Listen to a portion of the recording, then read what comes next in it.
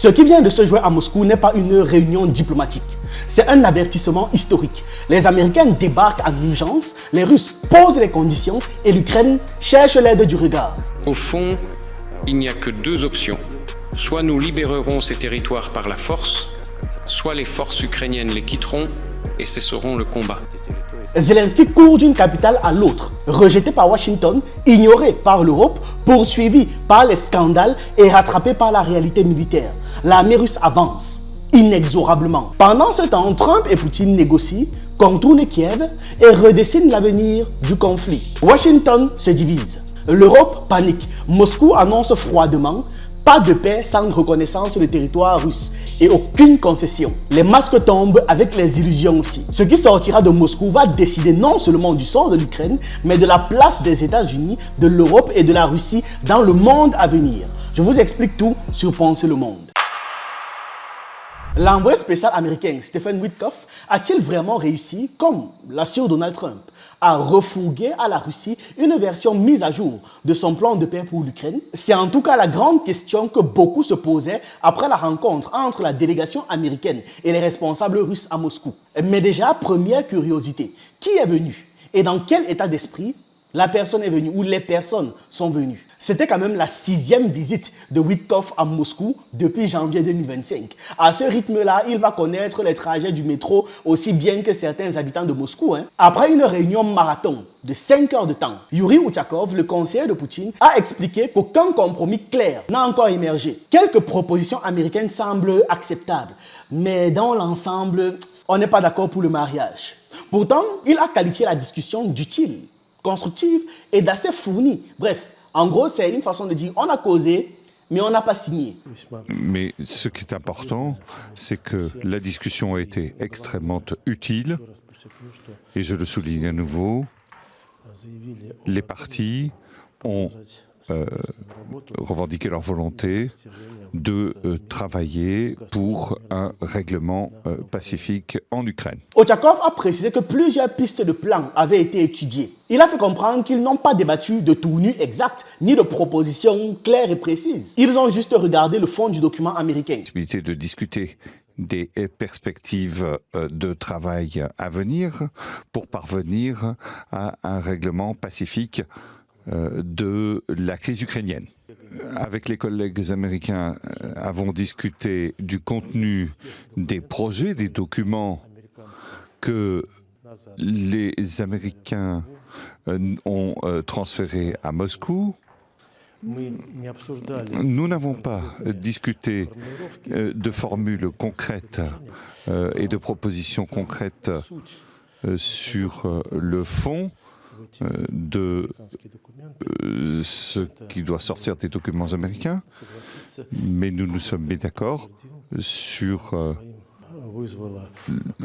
ce qui constitue des éléments critiques. Ce qui veut poliment dire que certaines formulations ne passent pas du tout du côté russe. Donc le travail continue. Il a refusé d'en dire plus, surtout les phrases qui fâchent. Mais il a confirmé que la question territoriale était bel et bien sur la table. Et là-dessus, silence radio. Les deux camps ont juré de garder le contenu de l'échange sur les concessions territoriaux secrets. C'était confidentiel, point, a conclu Uchakov. Traduction, rien ne fuitera, pas même une virgule. Cette fois, Jared Kushner, oui, le gendre de Donald Trump, avait été envoyé pour muscler les négociations. Il a atterri à Moscou aux côtés de Witkoff. À 44 ans, Kushner a déjà mené des accords entre Israël et le Hamas. Et selon plusieurs médias, il a participé à l'élaboration du plan américain en 28 points pour l'Ukraine. On peut donc imaginer qu'en rentrant à Washington, il va donner à Trump non seulement un rapport officiel, mais une version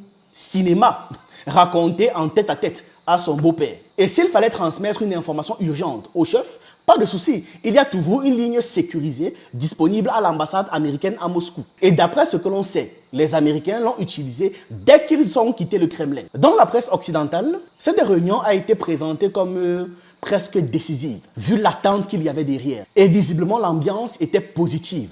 Les images publiées par le Kremlin montrent tout le monde en train de sourire, plaisanter, de se serrer la main, comme si c'était, voilà, une remise de diplôme. Maintenant, qu'est-ce que la Russie veut vraiment? Poutine a indiqué que le fameux plan américain de 28 points pouvait tout à fait servir de base à un accord de paix final. Mais ce qui est sorti des discussions entre Américains et Ukrainiens la semaine passée, selon lui, n'a rien à voir avec ce qu'il avait imaginé. À Bitek, il a clarifié la position de Moscou. Pas de paix sans reconnaissance internationale des réalités territoriales actuelles.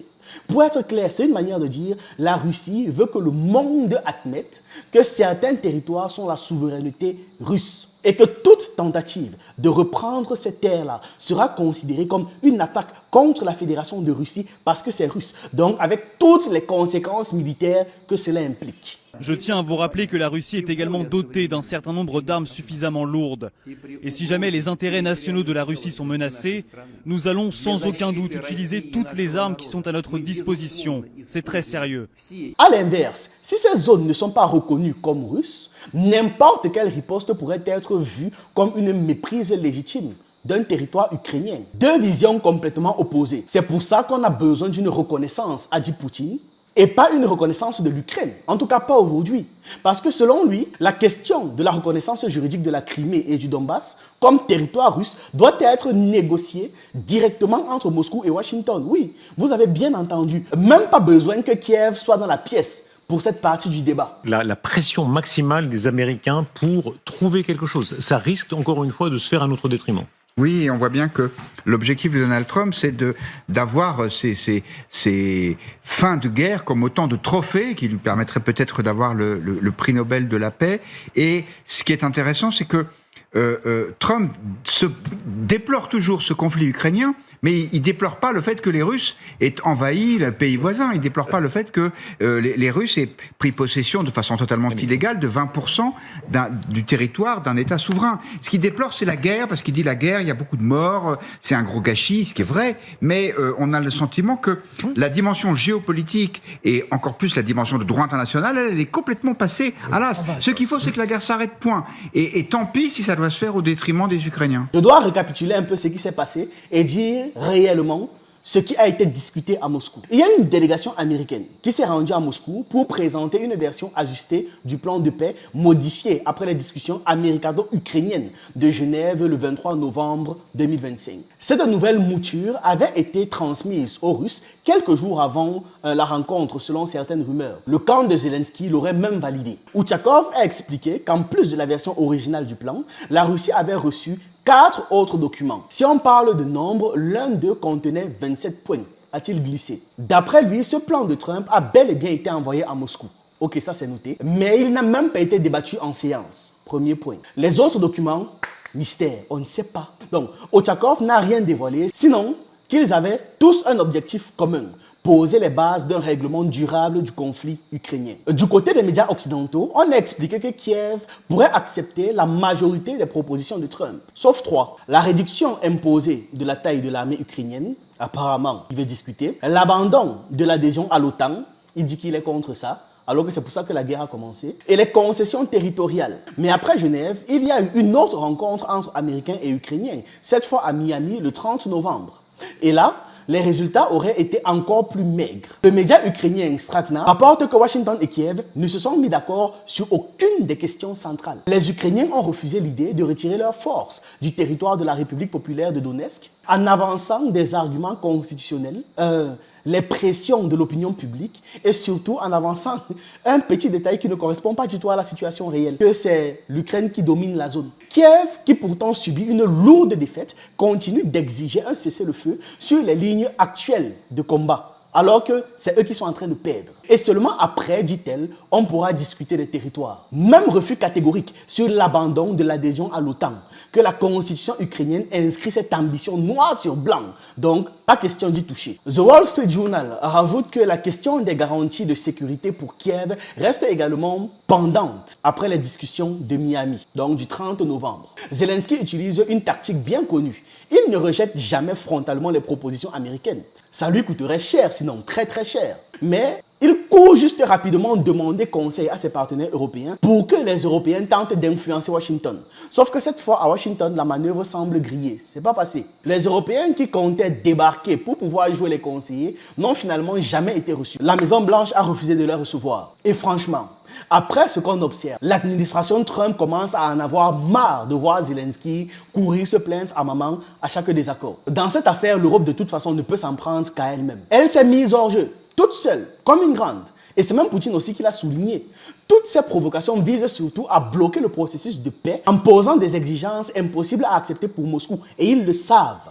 Les résultats ne leur conviennent pas. Et ils commencent à s'ingérer dans les affaires de l'administration du président Trump pour parvenir à la paix et pour interférer dans les négociations. Mais ils ont refusé les négociations eux-mêmes. Et maintenant, ils gênent le président Trump. Troisièmement, ils n'ont pas d'agenda de paix, ils n'ont pas de plan de paix. Ils sont du côté de la guerre.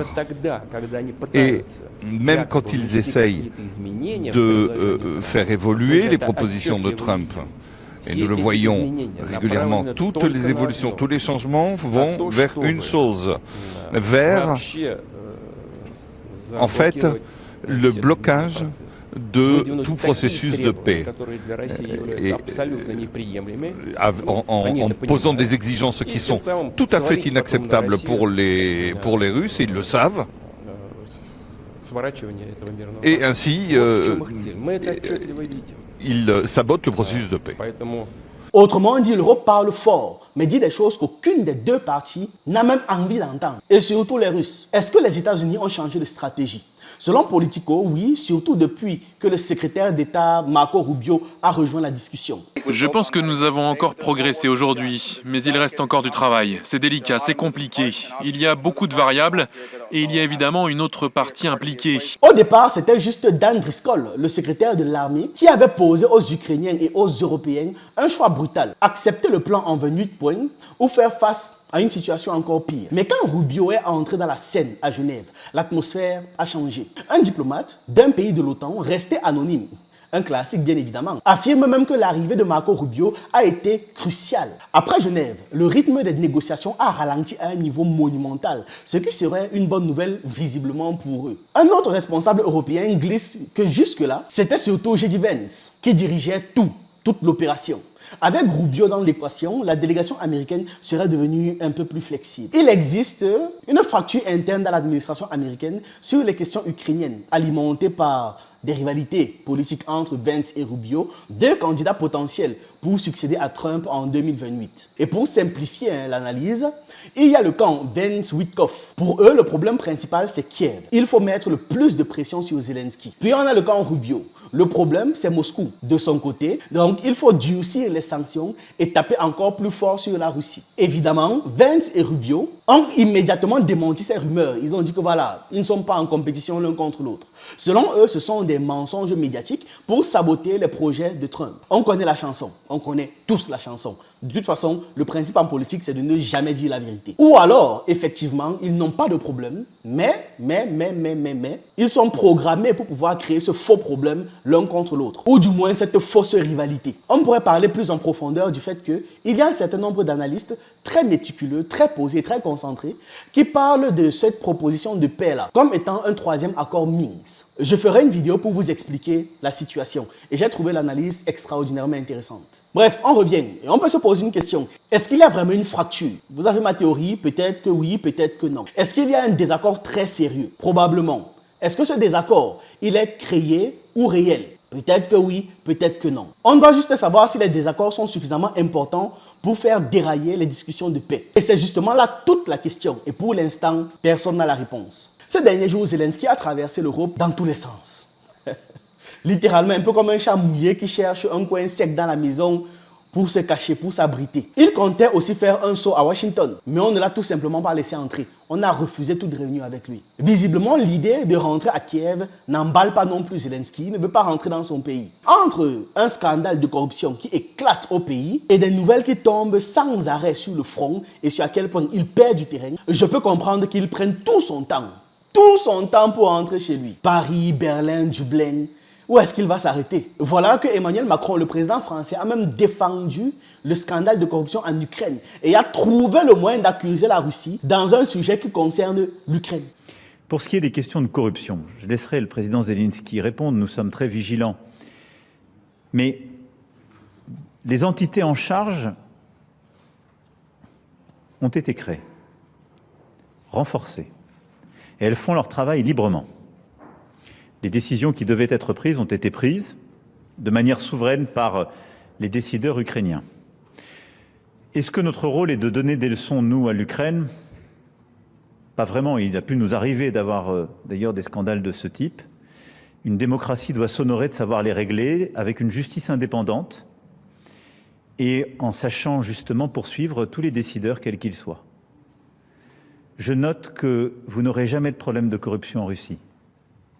Et que c'est ça qui devrait émouvoir beaucoup. Parce qu'il n'y a pas d'entité indépendante qui gère ces sujets-là. Et donc, comme on donne de l'argent, comme on soutient un effort de guerre, il est normal qu'on soit exigeant, qu'on regarde cela. Donc des comptes sont rendus. Mais je constate qu'en tout cas, la lutte contre la corruption fonctionne, puisqu'il y a des décisions qui sont ouvertes et des décisions aussi politiques qui sont prises. Mais n'oubliez jamais, quand on parle dans le débat français, que ce qui est inquiétant, c'est que vous n'avez jamais ce type de décision prise du côté russe. Zelensky me fait penser à un élève qui a eu un 0, qui a eu une très mauvaise note ou de très mauvais résultats dans un examen et qui préfère tourner en rond que de rentrer chez lui et d'affronter ses parents. Si vous ne l'avez pas fait quand vous étiez jeune, vous connaissez un ami qui l'a fait ou un camarade. Et on peut comprendre son malaise. Chaque jour, les Russes gagnent encore plus de terrain et rien ne laisse penser qu'il va pouvoir inverser la tendance. Poutine a été clair, non? La Russie va libérer le Donbass et la Nouvelle-Russie par la force militaire ou autrement. Donc vous devez choisir, soit autrement, soit par la force militaire. Malgré les négociations, l'armée russe continue son avancée sur le front et même les Européens ont fini par l'admettre. La Russie libérera le Donbass et la Nouvelle-Russie par la force militaire ou autrement, a déclaré le président russe Vladimir Poutine dans une interview accordée à India Today. Au fond, il n'y a que deux options. Soit nous libérerons ces territoires par la force, soit les forces ukrainiennes les quitteront et cesseront le combat. Cette déclaration a été faite par le président russe au lendemain de pourparlers au Kremlin avec Steve Witkoff, l'envoyé spécial du président américain, entretien que les médias occidentaux ne cessent de qualifier de raté. Ils ignorent même le fait que les présidents russes et américains les ont qualifiés de productifs et utiles. De plus, Moscou et Washington sont convenus de ne pas dévoiler le contenu des pourparlers, ce qui conduit bien sûr les Européens qui n'y ont pas participé à espérer leur échec. C'est dommage de ne pas être au courant des décisions prises sur des questions aussi importantes. La seule information que nous avons sur le principal point de désaccord dans le conflit en Ukraine a été évoquée par le secrétaire d'État américain. Ce sur quoi ils se battent aujourd'hui, concrètement, c'est une bande de territoire de 30 à 50 km dans les 20% restants de la région de Donetsk. Nous avons fait tout ce qui était en notre pouvoir et je pense que nous avons enregistré certains progrès. En fin de compte, ce n'est pas à nous de décider. Ce n'est pas notre guerre. Ce ne sont pas nous qui la menons. Il ne s'agit pas de soldats américains. Cela se passe sur un autre continent. Nous y sommes impliqués parce que nous sommes les seuls à pouvoir le faire. En expliquant la non-participation des Européens au règlement du conflit ukrainien, le président russe a dit que non seulement il n'aide pas, mais qu'il met également des bâtons dans les roues. Étant donné qu'ils n'aiment pas les résultats actuels, ils se sont mis à empêcher l'administration américaine actuelle et le président Trump d'instaurer la paix par les négociations. Ils ont eux-mêmes renoncé aux négociations de paix et ils font obstacle au président Trump sur cette voie. Même certains journalistes occidentaux sont d'accord avec le dirigeant russe. Le constat essentiel de Poutine est juste, l'Europe, plus exactement l'OTAN sans les États-Unis, parvient effectivement à empêcher Trump de conclure avec lui le type d'accord qu'il souhaite. Le dévouement constant des alliés de l'OTAN à cette tâche n'a pas vraiment été mis en avant, de peur de provoquer Trump, mais il saute aux yeux. Mais certains cherchent les causes de la défaite des forces ukrainiennes. C'est sûr, et tant qu'on voit des avancées, aussi minimes soient-ils, il se sent pousser des ailes en quelque sorte, il se sent fort. Et tant qu'il a cette force, et tant qu'on a, et M. Courtois l'a très bien dit, des Américains qui sont des lâches. En réalité, il n'a personne qui va faire face, et donc il avance tout simplement. Récemment, Donald Trump a confirmé que les États-Unis n'étaient plus financièrement impliqués dans le conflit ukrainien. Mais heureusement pour l'Ukraine, il y a l'Europe qui, comme l'a annoncé Kaja Kallas, la chef de la diplomatie européenne, a fait tout son possible pour rendre l'Ukraine aussi forte que possible. Kallas a aussi dit que l'Europe avait rendu l'Ukraine. Réfléchissez un peu, plus forte que jamais. Comment ça? Eh bien, vous savez, je pense que vous aussi êtes tombés une fois sur des déclarations monstrueuses de tous ces représentants de la nouvelle normalité et de la nouvelle éthique. Ceux qui disent, par exemple, que moins la famille est nombreuse, plus elle a à manger, et plus elle a de l'argent, et donc plus elle est riche. Voilà donc leur logique tordue. Vous vous rendez compte? C'est comme ça qu'ils renforcent l'Ukraine, qu'ils la rendent plus forte. Selon Kallas, moins il y a d'Ukrainiens, plus l'Ukraine est forte et plus elle est riche. C'est ça? C'est aujourd'hui que le magazine allemand Der Spiegel, citant une transcription de la conversation entre Emmanuel Macron, Friedrich Merz et Volodymyr Zelensky, a rapporté que les dirigeants européens ont exprimé leur crainte que les États-Unis puissent trahir l'Ukraine et l'Europe. Il est possible que les États-Unis abandonnent l'Ukraine sur la question territoriale sans clarifier les garanties de sécurité, affirme Macron. L'armée russe avance de nos jours, tout le monde l'admet. Et comme l'a déclaré le conseiller diplomatique de Vladimir Poutine, Yuri Ushakov, les succès remportés par les forces armées russes ces dernières semaines ont eu un impact positif sur le déroulement et la nature des pourparlers entre Poutine et Witkoff. Vous comprenez les tentatives désespérées de Zelensky pour peser sur les négociations en ayant recours à des actions terroristes, comme les attaques récentes contre les navires civils en mer Noire ou contre les installations du Caspian Pipeline Consortium près de Novorossiysk, au milieu d'un scandale de corruption qui secoue l'Ukraine. Scandale que beaucoup soupçonnent même d'ailleurs avoir été déclenché par Washington lui-même, on en a parlé ici. Le Washington Post annonce que l'administration Trump s'apprête à mettre encore plus de pression sur Zelensky dans les prochaines semaines. Quel est l'objectif? Le but, il est très simple, faire signer l'accord pour résoudre la crise ukrainienne selon les conditions que les États-Unis considèrent encore comme supportables pour Kiev au vu de la situation actuelle. C'est les États-Unis qui ont permis le déclenchement de cette guerre. Donc, ils estiment être ceux bien placés pour dire quelles sont les meilleures conditions pour l'Ukraine pour que ça se termine. Ce sont les États-Unis qui ont embauché Zelensky. Trump ne comprend pas pourquoi est-ce que son employé maintenant préfère courir voir les Européens, qui sont aussi ses employés d'ailleurs. C'est une mutinerie. Mais dans la tête du petit Bonaparte ukrainien, probablement trop sous l'influence d'Emmanuel Macron maintenant, les rêves et la réalité semblent vivre dans deux univers complètement différents. Pendant ce temps, la photographie générale des négociations au Kremlin devient de plus en plus nette. Il n'y aura pas de règlement basé sur un simple cessez-le-feu provisoire. L'effondrement progressif de l'État ukrainien ne sera pas stoppé par la pression extérieure ou intérieure. Et la progression militaire russe ne s'arrêtera pas de sitôt. Pour Moscou, l'essentiel dans la discussion avec les Américains est de préserver l'accord trouvé en Alaska concernant l'Ukraine. En clair, garder vivant l'esprit d'Anchorage et le renforcer même si possible. C'est tout. Ce que Poutine a dit à Trump en Alaska, c'est ce qui doit être, soit par la force, soit par des négociations. Rien de plus, rien de moins. Voilà, c'est ce que j'avais à partager avec vous dans cette vidéo. Dites-moi ce que vous en pensez en commentaire. J'attends vos avis, vos analyses et on se retrouve une prochaine fois.